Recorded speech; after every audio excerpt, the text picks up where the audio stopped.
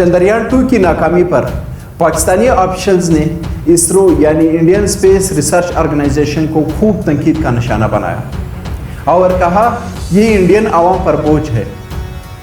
लेकिन पाकिस्तानी ऑफिशियल इस स्टेटमेंट से अपने आप को और पाकिस्तानी आवाम को तो बेवकूफ़ बना सके, लेकिन हकीकत छुपा ना सके।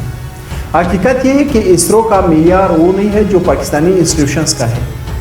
पाकिस्तानी इंस्टीट्यूशंस का मेयार ये है कि वो अपनी ही आवाम पर कारोबार करता है, लेकिन इसरो यानी इंडियन स्पेस रिसर्च ऑर्गेनाइजेशन का मेयार कुछ और है।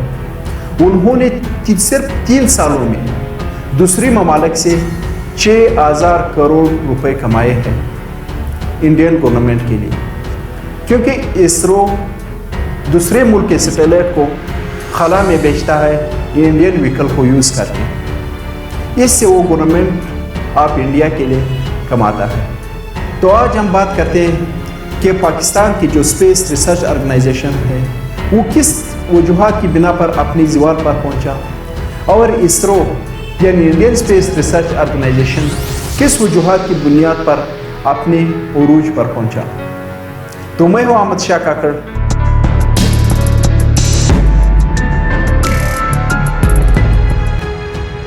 इसरो यानी इंडियन स्पेस रिसर्च ऑर्गेनाइजेशन का पहला नाम था इनकोस्पार। उसकी इब्तिदा सारा विक्रम भाई ने रखी। इसके इब्तिदाई दिनों में इसरो के पास न अपनी लाइब्रेरी थी, न लेबॉर्ट्री थी, न हेडक्वार्टर था। विक्रम साराभाई ने एक चर्च से उसकी इब्तिदा की। एक पुराना चर्च था, वहाँ से उन्होंने लेबॉर्ट्री बनाई।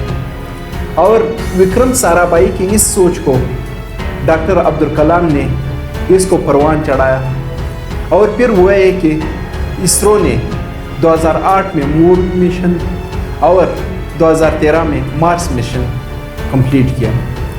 मार्स मिशन वो है जिसको अभी तक चाइना कंप्लीट न कर पाया।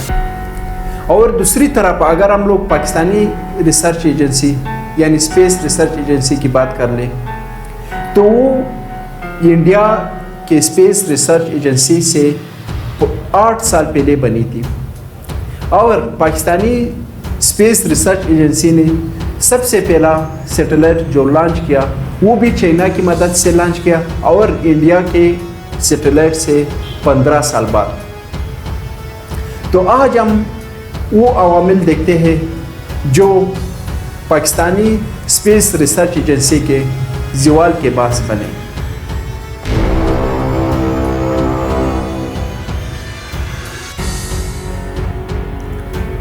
साइंस की फील्ड में इंडिया के अंदर एक इंटीग्रिटी है।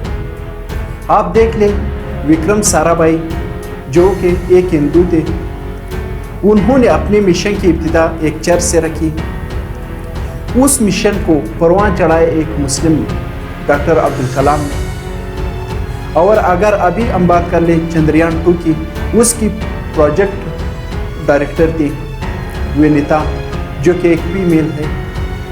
तो इससे आप अंदाज़ा लगा सकते हैं कि मजहब, नस्ल, जेंडर सबका फर्क ख़त्म किया उन्होंने, और एक मिशन के लिए उन्होंने काम किया। और दूसरी तरफ अगर हम लोग पाकिस्तानियों को देख लें तो उन्होंने वो साइंसदान जिसको दुनिया ने नोबेल प्राइज़ से नवाजा था यानी डॉक्टर अब्दुल सलाम, उसके साथ हम लोगों ने क्या किया।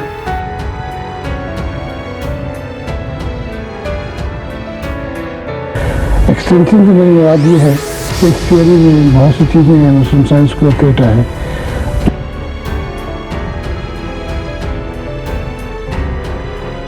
स्टीफन हॉकिंग की साइंसी खिदमत किसी को याद हो या ना हो, लेकिन उसकी मजहबी नज़रिया क्या था ये सबको याद होता है।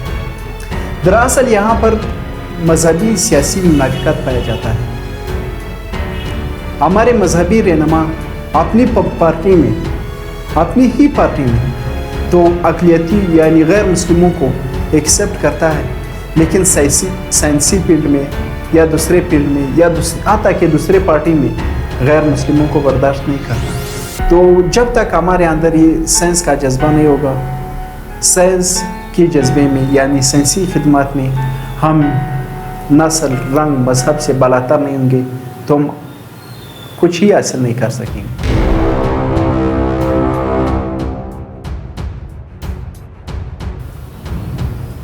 اور دوسری بات یہ ہے کہ ہماری پاکستانی معاشرے کے اندر سائنس کا جذبہ ہے ہی نہیں، اور اگر ہے تو بھی صرف میڈیکل کی حد تک۔ میڈیکل بھی اس لیے کیونکہ وہ چاہتے ہیں کہ ہم ڈاکٹر بنیں، اور ڈاکٹر وہ پیشہ ہے جو دنیا کا وہ پیشہ ہے جس سے آپ سب سے زیادہ پیسے کما سکتے ہو، یعنی دنیا کا سب سے امیر ترین پیشہ جو ہے وہ ڈاکٹر کا ہی ہے۔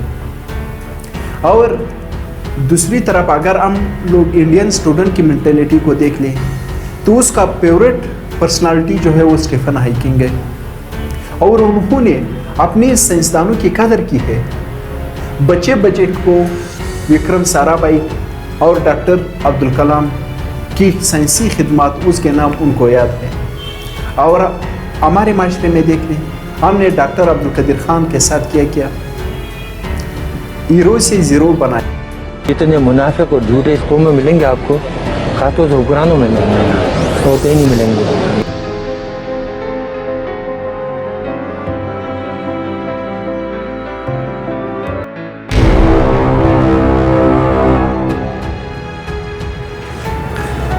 اور تیسری بات آتی ہے ملٹرائزیشن آف انسٹیٹیوشن۔ گورنمنٹ کی جتنے بھی 3 آرگنائزیشن ہیں اس کے درمیان پاور کا بیلنس ہونا چاہیے۔ جب ایک کی منافی قائم ہو جاتی ہے تو وہ سارے انسٹیٹیوشنز کو خراب کرتی ہے، اور اس ملک کو پھر بربادی سے کوئی بھی روک نہیں سکتا۔ اور سب ترقی کی راہ میں سب سے رکاوٹ وہی ادارہ بنتی ہے جس کی پاور منافی قائم ہو جاتی ہے۔ جس طرح مارکسکو نے کہا ہے،